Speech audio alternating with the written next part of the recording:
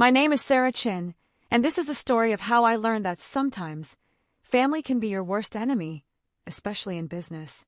For 10 years, I poured my heart and soul into our small family tech company, transforming it from a struggling startup into a $50 million enterprise. But success, I soon realized, can breed jealousy, even among those who should be celebrating your achievements. I still remember when it all began.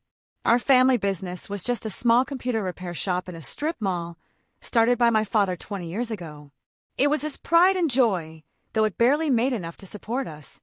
My sister, Emma, was always his favorite, the straight-A student who attended an elite business school. I was the quiet one, the one who stayed behind to help Dad while earning my computer science degree at a local college. "Sarah, you're wasting your potential here," Emma would say during her visits home. "You should aim higher." But I saw potential where others didn't. While Emma studied theoretical business models, I was learning real-world programming and spotting market gaps. During my final year of college, I developed our first proprietary software, a simple yet effective inventory management tool for small businesses. It wasn't revolutionary, but it was user-friendly and affordable. Dad was skeptical at first, but when local businesses started buying licenses, his attitude changed.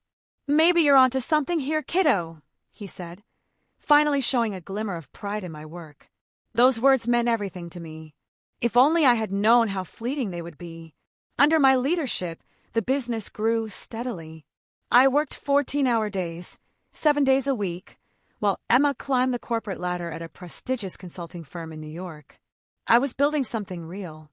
Our little repair shop transformed into a software development company, expanding from local businesses to national corporations. Mom watched it all with quiet concern. "Don't work too hard, Sarah," she'd say, bringing me dinner at the office. "You need a life outside of work, too." But I was driven. Maybe, deep down, I wanted to prove myself to my family. 5 years into our transformation, we hit our first $1 million in annual revenue. That's when Emma suddenly became interested in the family business again. She quit her job in New York and moved back home. "I think it's time I took my rightful place in the company," she announced at a family dinner. With my business expertise, we could really take things to the next level. Dad beamed. "That's wonderful, Princess. We could use your professional touch around here." I sat there, my fork suspended midair, trying to process what was happening. The company I had built from nearly nothing was being handed to my sister on a silver platter. But I swallowed my objections and tried to be a team player. Emma was appointed co-CEO alongside me, despite having no experience in our industry. Dad insisted it was good for the company image to have someone with her credentials at the helm. I focused on product development and operations while she handled marketing and investor relations. The next 5 years were a study in contrast.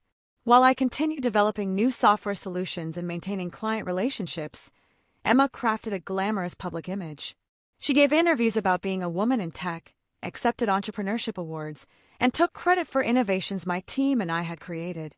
Our revenue soared to $50 million annually. So did the tension between us.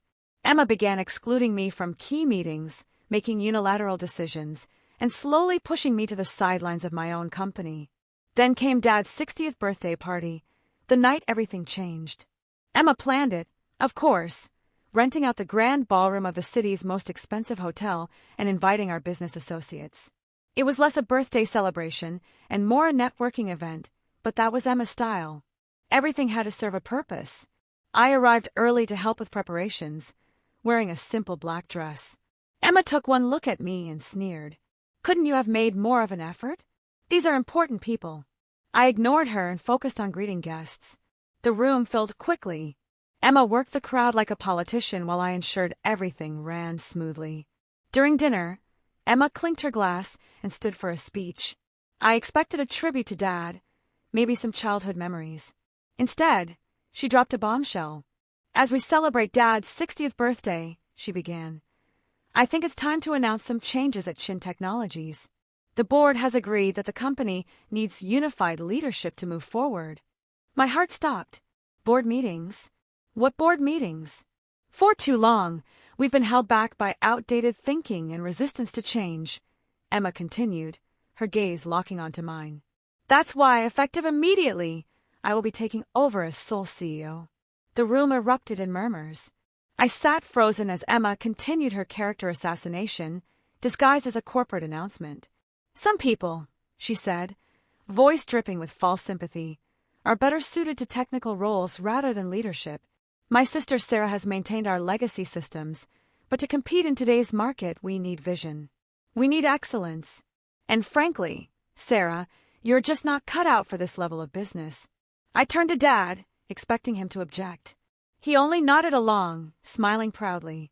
Mom stared at her plate, hands trembling.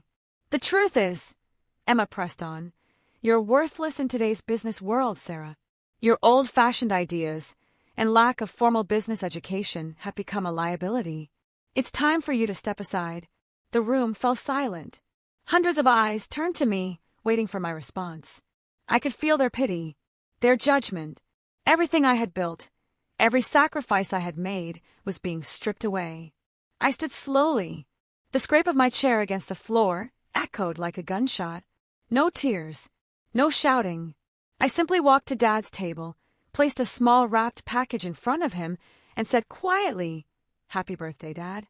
Then I walked out of the ballroom, head held high, leaving behind the whispers and stares. That night, in my home office, surrounded by awards and patents bearing my name, I made a decision. Emma thought she had won. She had forgotten one crucial detail, something that would turn her moment of triumph into her biggest mistake. As I powered up my laptop, a small smile played on my lips. Tomorrow would be interesting indeed, because there is more than one way to run a successful business. And I had learned more in 10 years than Emma ever had in her fancy business classes.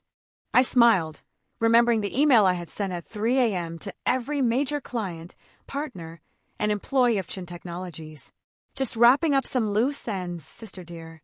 But since you're here, we should probably talk about the company's future.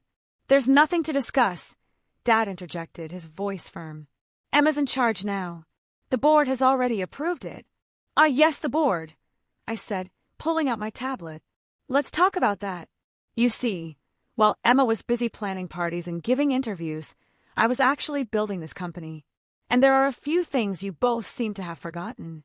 I pulled up a document on the conference room's main screen. First, let me remind you that I own 51% of Chin Technologies shares.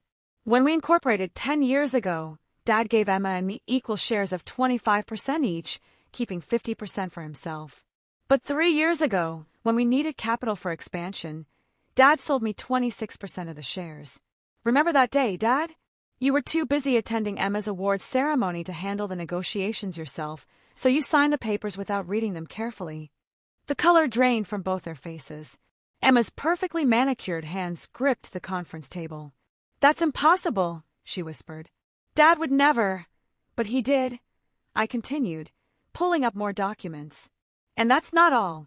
The core software that generates 80% of our revenue, it's not owned by Chin Technologies. It's owned by my separate company, Innovate Solutions, LLC. Chin Technologies only has a licensing agreement which expires. I checked my watch. About 10 minutes ago. Dad collapsed into a chair, realization dawning on his face. The renewal papers. The ones you asked me to sign last week. The ones you were too busy to read because you were helping Emma plan the party. Yes, those papers. I decided not to submit them. Emma's face contorted with rage. You underhanded little. Careful, sister. I cut her off. You might want to hear the rest before you finish that sentence. While you were busy announcing my supposedly graceful exit last night, I was sending emails to our clients. You see, most of our major clients have personal loyalty clauses in their contracts. They sign with Chin Technologies because of me, my expertise, and my track record. Last night, I informed them of the leadership changes and my departure. I pulled up my email, showing the dozens of responses that had already arrived. Would you like to know how many have already triggered their contract termination clauses? Or how many of our top developers, who, by the way, are actually employed by Innovate Solutions, have already accepted positions at my new venture? The room fell silent. Through the glass walls, we could see employees gathering, whispers spreading as they checked their emails. Emma's perfect composure cracked as she frantically checked her phone. You can't do this, she stammered. The company you try to steal from me? I finished for her. The one you thought you could just take over because you have an MBA and Dad's approval? That company ceased to exist the moment you decided to humiliate me in front of everyone we know. I stood up, smoothing my dress. So here are your options. Option 1. I walk away with my shares, my software, my clients, and my employees. Chin Technologies becomes an empty shell, and you can explain to all those important people you invited last night why the company's value dropped to zero overnight. Dad's face had aged 10 years in the last 10 minutes. And option 2, he asked weakly. Option 2, you both resign. I take full control of Chin Technologies.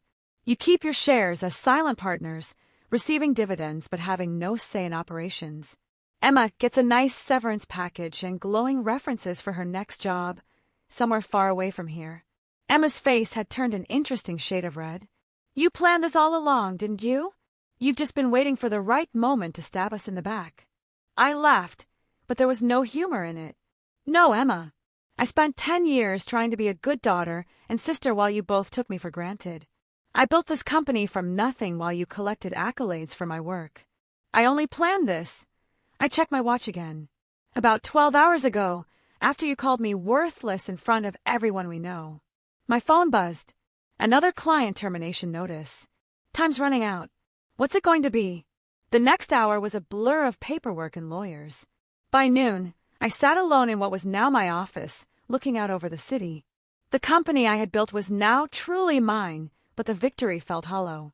Family relationships lay in ruins around me, trust shattered like dropped crystal. Mom came to see me that evening, her eyes red from crying. Did it have to end this way? She asked softly. They gave me no choice, I replied, my voice gentle but firm. They would have taken everything I built and discarded me without a second thought. She nodded slowly, understanding but sad. What happens now? I showed her the plans I had already drawn up. Expansions, new product lines, innovations I had been holding back. Now I build something even bigger. But this time, I do it without having to carry people who see me as worthless. Over the next year, Chin Technologies, under my sole leadership, tripled in value. Emma found a job with a startup in Silicon Valley, humbled but hopefully wiser. Dad retired, finally understanding that his golden child had nearly destroyed his legacy. We see each other at holidays, maintaining a polite distance that masks wounds that may never fully heal. Sometimes, late at night, I look at old family photos and feel a twinge of sadness for what we lost. But then I remember that night at the birthday party, the look of disdain on Emma's face, the way Dad nodded along with her cruel words. In business and in family, respect is earned, not given. They learned that lesson too late. As for me, I learned that sometimes the quiet ones, the ones dismissed as worthless, are the ones you should watch out for. Because we're the ones who know how to build something from nothing and how to take it all back when others try to steal it. My story spread through business circles, a cautionary tale about underestimating the wrong person. These days, when I attend industry events, I often catch whispers. That's Sarah Chun, the one who... They never finish the sentence, but they don't have to. My success speaks for itself. Last week, I received an invitation to speak at Emma's business school's graduation ceremony. The topic? Hidden strengths, the power of underestimated leaders. I accepted the invitation with a small smile, already planning my speech. After all, I have quite a story to tell.